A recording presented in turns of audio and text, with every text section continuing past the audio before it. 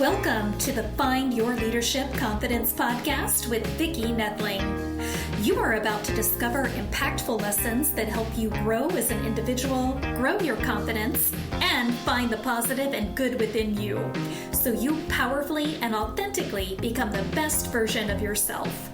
Be sure you visit our website at www.findyourleadershipconfidence.com. While you're there, subscribe to us via your favorite network.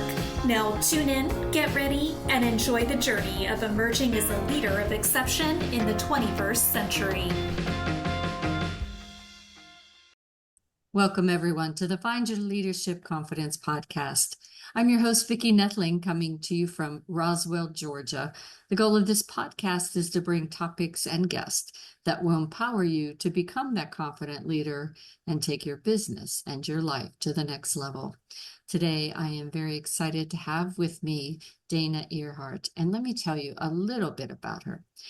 With over 25 years of experience, Dana Earhart has extensive experience in building and developing teams made up of 2 to 100 individuals from the ground up.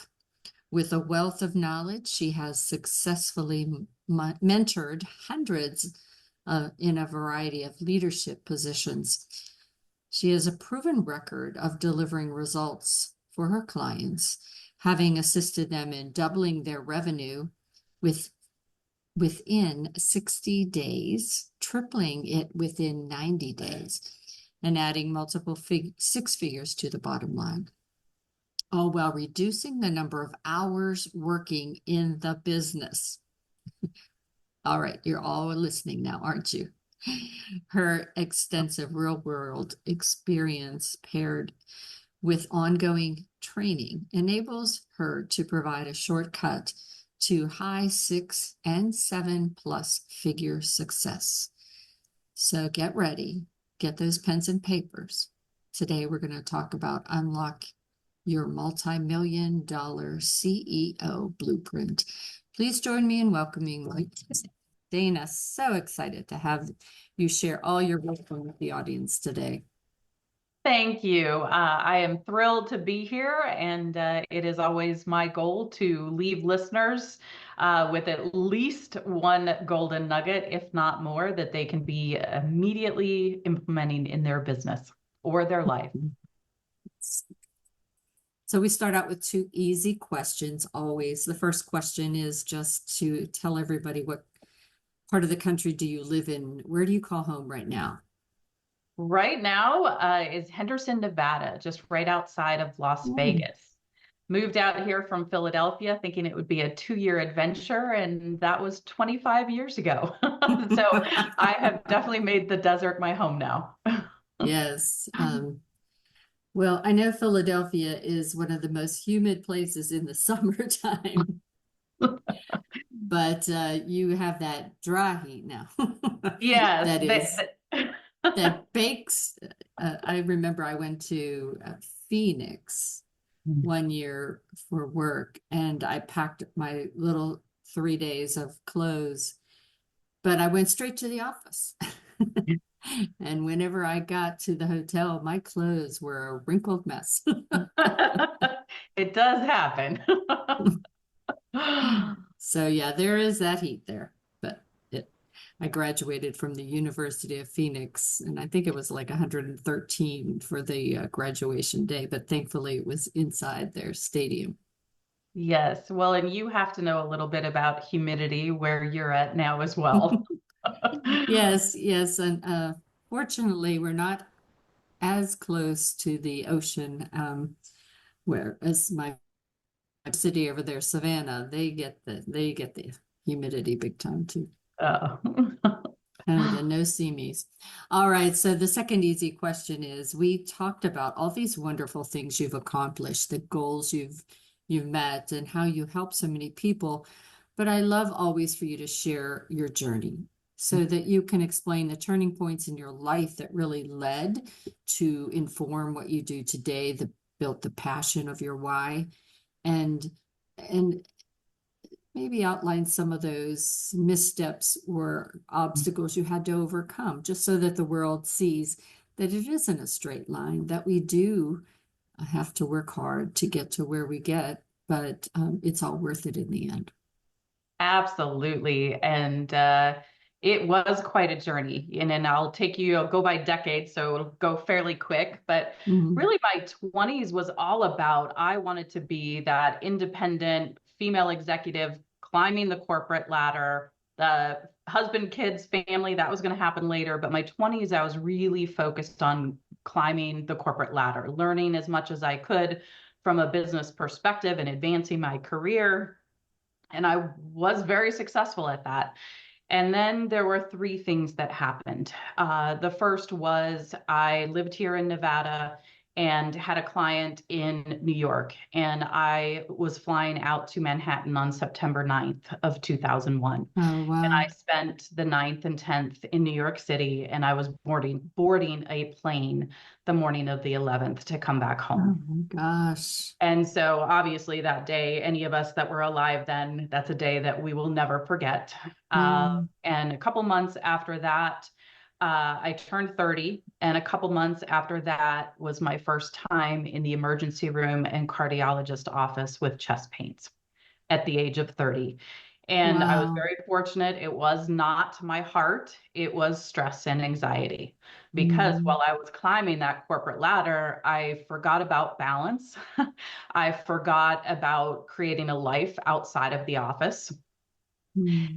And so that really set me on a course of, okay, I do want a career and I want to have a life. I want to have a family. And as I set out to figure out what that would look like, I realized I didn't know who Dana was.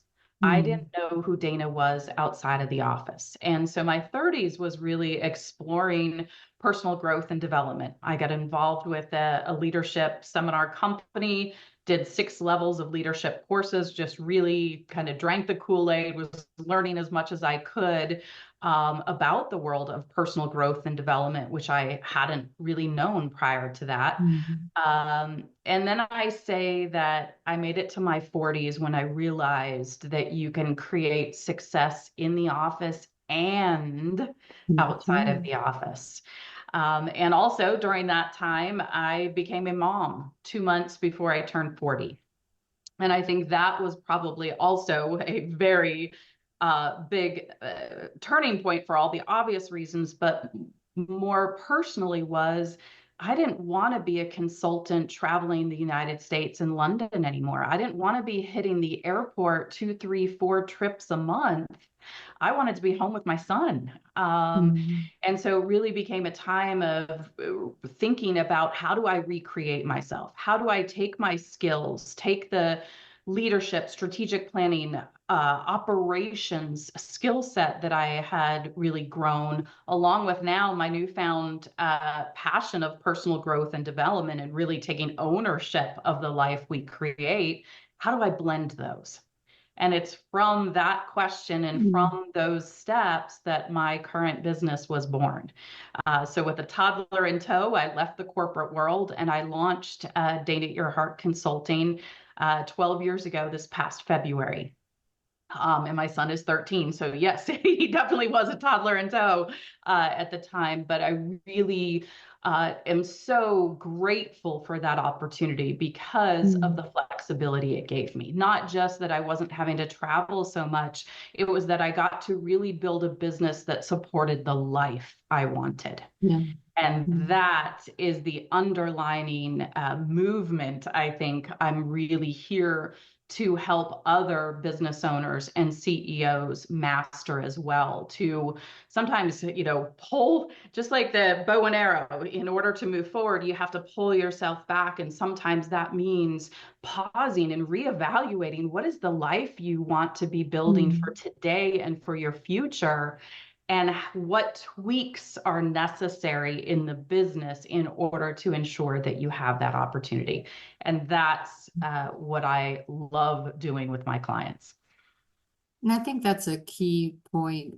We were forced, many people were forced to take the moment during the pandemic, Yeah. and because they were go, go, go. Yes. and getting burned out and overwhelmed and everything, but they didn't want to get off that ladder or that hamster wheel or whatever you want to call it, for fear that someone else would take their place. And then when you had that time to just think about it, what is your core values, and or what you do, is it aligned to that? Is it really making you happy?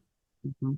And I think that's important. And it's, I one of my mentors had made a comment about, well, you need to be focused, but you don't want to be going around happy, happy, happy. And I was like, well, no, that isn't what we're saying.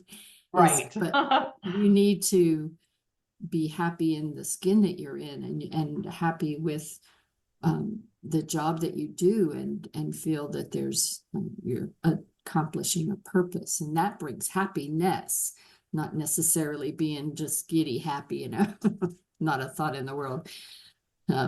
So anyway, Absolutely. what are some strategies that you would share with your clients? And let's just back up. We said that this is about the blueprint, and rather than getting into all the minutiae of the details, what are some of the key elements of your blueprint? Great question.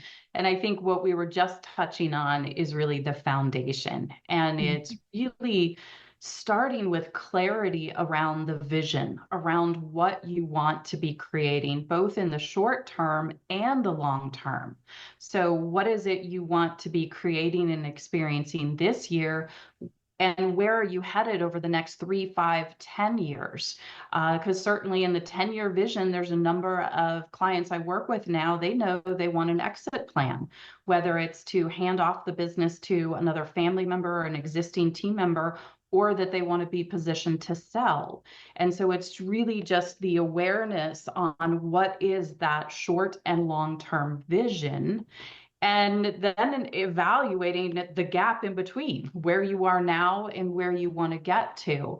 And throughout all of it, I think the biggest area, and this is probably one of the reasons why I'm here and why I really love what you stand for, it's the leadership, and it's elevating who you are being. So often I think leaders get caught up in the doingness, and real leadership is about who you are being, when you are mentoring your team, when you're leading the operations, when you're leading the systems.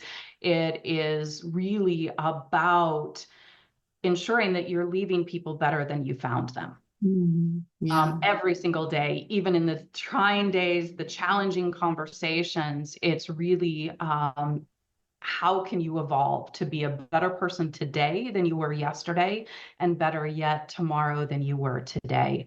So leadership is a critical part of all that we do, while we're then looking at the other pillars of how are you optimizing your talent? Do you have the right people in the right seats?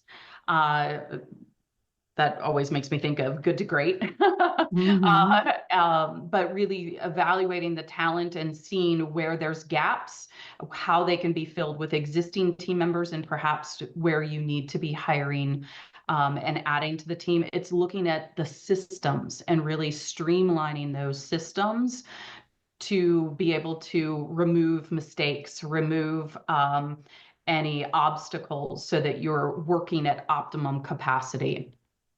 Then we get into really measuring the metrics, and it's those KPIs, those key performance indicators, not getting carried away with having, 50 different KPIs, but what are the 1 or 2 for each department that they are really committed to achieving? And of course, from that, as you work through those 4 pillars, it's the profitability, and really helping leaders understand their numbers and understand how they can impact the numbers, both the cash flow in as well as the expenses out. And underneath all of that, and this speaks to what we were just talking about, is ensuring that happiness, joy, and fulfillment is happening along the way. I really approach it with my clients from a holistic standpoint, WHOL, the holistic CEO, and ensuring that there's date nights on their calendar, that there's time for themselves on their calendar, that they're taking care of themselves physically, emotionally, spiritually, mentally, because if they are not, there is no chance of them bringing 100% of the best version of themselves to the table every day. And so it really is approaching it from a holistic manner for the individual as well as the organization. And I think that's really important for people to hear, because everybody's watching you as the leader. And so if you're running around like a chicken without your head, or if you're there, the first door opening and the door closing at night, and then everybody that under you is going to try to emulate you, and they're going to try to do the same thing that you're doing, and it's not building a healthy team. It's really, so if you set the example, as you said, where you have those date nights or you have that time that you take for yourself, you are concerned with the health of you, so that the team will be that way as well. Yes, absolutely. And encouraging some conversation around that when you're meeting with your team, so that they know that you care about them as the individual, not just the employee who's been hired for tasks. Because I do think that then that employee rises to a new level of their own leadership in that position. We all want to be cared for. We all are striving to work with people we know, like, and trust. And when we leave that out of the conference room discussions or the Zoom meetings, I really feel that that's a missed opportunity. Yeah, and it's really is the process that you need to do to get to know your people. You talked about having the right people in the right seat, but sometimes you add an extra couple words to that. They may be not the right person at this time. Correct. But what are you doing to grow them, to develop them, or encourage them to do personal development and growth? Are you having those conversations that says, this is what I see in you? Sometimes that's all it takes, is for you to believe that they could be more than they are today, for them to get the inspiration or the motivation to do more. Absolutely. And I believe so strongly that the professional development is something that should always be in existence in organizations, because the team that got you to where you are today is not necessarily the team that is going to get you to where you're going. And if you are not growing each team member, if you are not encouraging growth of each team member, understand that those team members are going to become the weakest links, or the bottlenecks, as I often refer to them, that will prevent the overall organization's growth. And as the leader, if you're allowing that to happen, understand responsibility rolls uphill, and you as the leader become that bottleneck, because you're not empowering, encouraging, and creating the professional growth and development within your organization. And I think that's a great segue to my next question about how can we as a leader exit the day-to-day operational mindset, if you will, of business, to fully focus on leading your business, being strategic and understanding the difference between who you were before and what you are today. That is such a fascinating phase that I see owners go through, because some owners are so excited they cannot wait to get away from the day-to-day operations, and they swing all the way to the other side and leave it in their team's hands.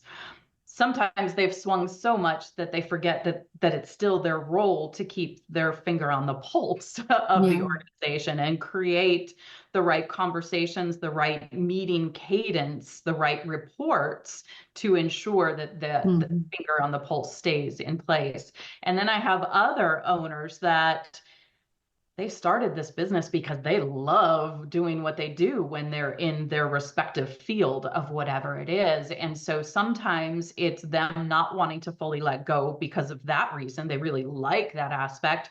For others, it's a control. This is their Yeah. baby. And they Nobody can don't. do it as well as me. Yes, yes. And that's, I think a red flag for any owner and leader when they start hearing themselves say, oh, it's just easier and faster if I do it myself right now. Understand that if you're saying that and you continue to say that, you will never experience the growth. You will never experience the transition into leadership versus operator. Mhm. And so I really think it's about educating your leaders. It's about empowering them with the right mindset and the right tools to do their job, which means even reports, making sure they know what reports to run, understanding how to read the reports. It's also, do they know how to lead their team? Do they understand that there's a difference between being a leader and being a boss, and even a difference between being a leader and a manager? And Mhm. so it's really working all of those pieces to continually evolve together with your leadership. Um, and just putting those checkpoints in place so that the finger on the pulse is maintained. So true. So, what's the best way to accomplish your growth goals so it's not at the expense of what you value the most in life? Mhm. Great question. And I think first and foremost, it starts with making sure you are really clear with what's most important to you. Yeah. Not only what are your values, what is important as you're looking at goals. Typically, we're going to look at goals for the next 12 months, and then we're reverse engineering to the next 90 days, and we'll work in 90-day sprints. Well, in this 90 days, what do you want to accomplish? But also, what do you want to experience?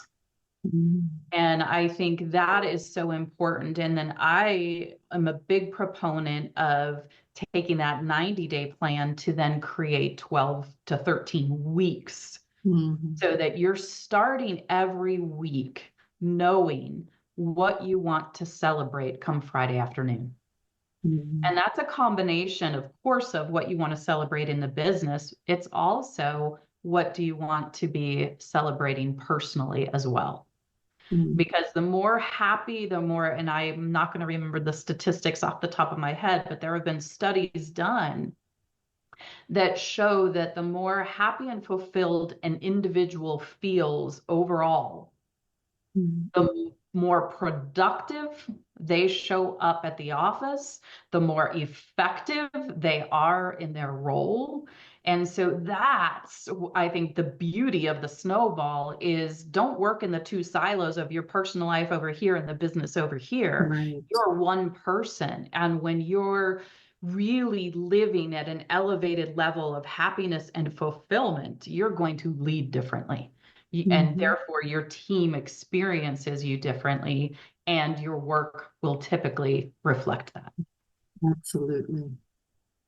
So I'd love for you to share a success story of your Mhm. clients who were able to unlock that successful business using your blueprint. Great question, and it's one that is hot off the press recently, as he just got back from a vacation with his wife where he got to completely unplug.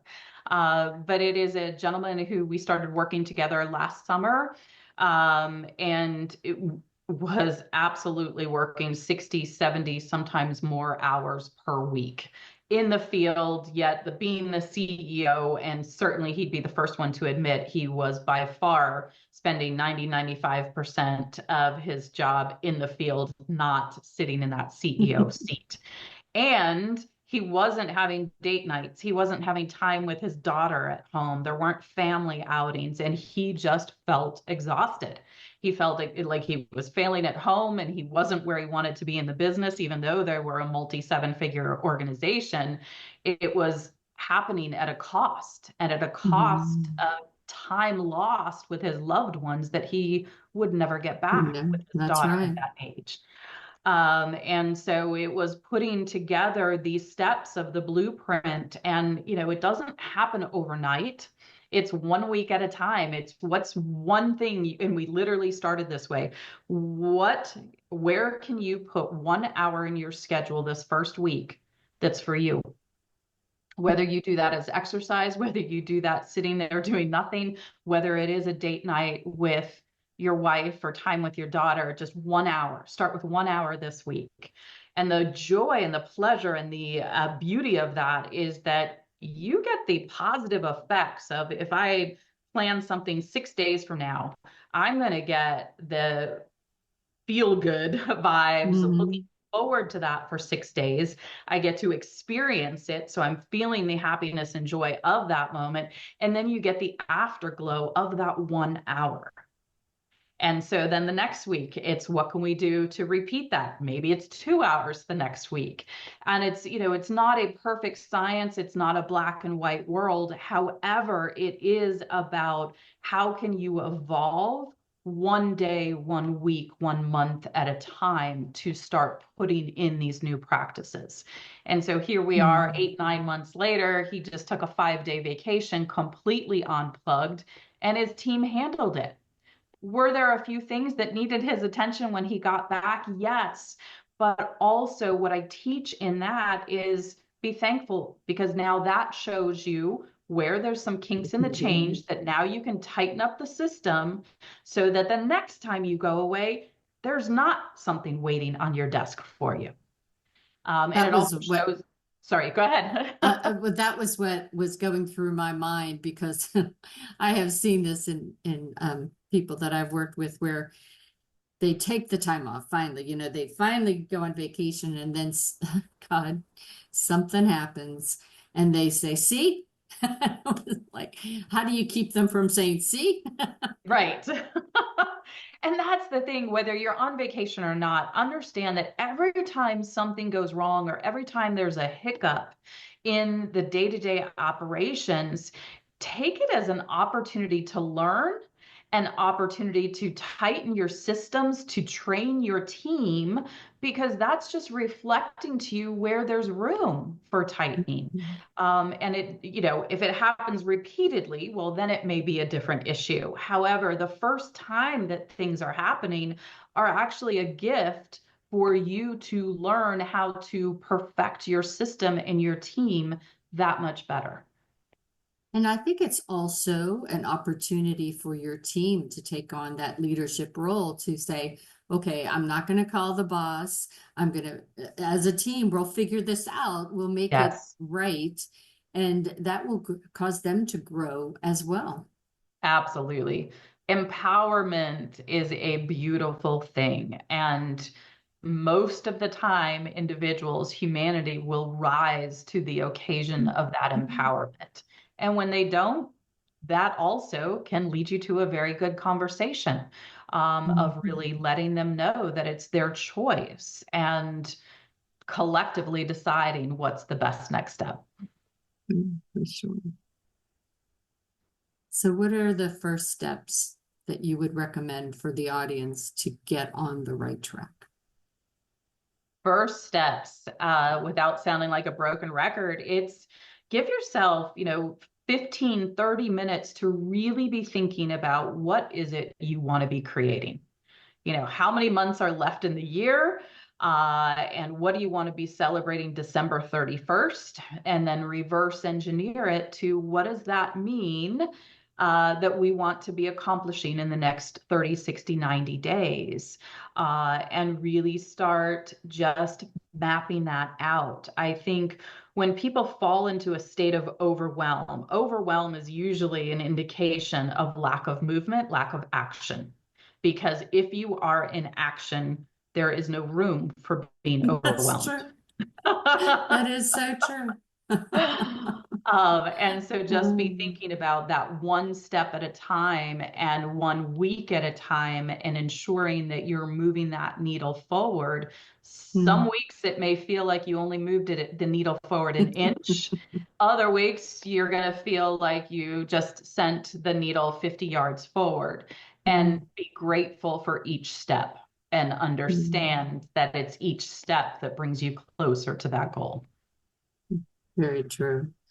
Well, time has flown by as I knew it would. You gave a lot of great information and guidance for the audience, but I'm sure there's someone out there that really wants to just delve a little deeper. So as always, I have the contact information for Dana on a slide. If you're listening, you know that you can go to YouTube channel, Vicki Noethling. Please subscribe. Or you can go to my findyourleadershipconfidence.com website. You can subscribe there too. In the show notes, you'll have all this information. So the website is her name, DanaEarhart.com. On Facebook and LinkedIn, you can go to Dana Earhart. And on Instagram, it's Dana_Earhart. I'm going to turn it over to Dana. She's going to talk to you about her website, what you can find there, any resources, links, training, whatever she might have there that could help you, as well as what she puts out on social media and where is her favorite place to post things out on social media. So Dana, it's all yours. Well, thank you. And I actually have a goodie that is so fresh off the press. It is not even on my website yet. But what I'm going to encourage you is please connect with me on LinkedIn. I also, in addition to being very active there, I do publish a newsletter that is all about optimizing your 7-figure growth with tips and strategies produced multiple times a month.